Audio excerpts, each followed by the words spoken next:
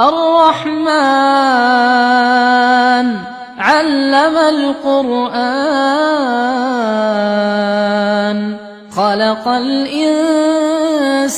علمه البيان الشمس والقمر بحسبان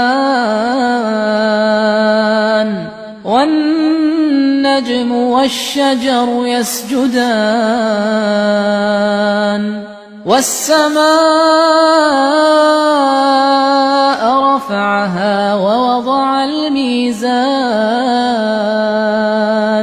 ألا تطغوا في الميزان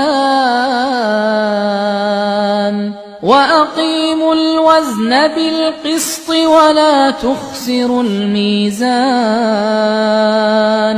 والأرض وضعها للأنام فيها فاكهة والنخل ذات الأكمام والحب ذو العصف والريحان فبأي آلاء ربكما تكذبان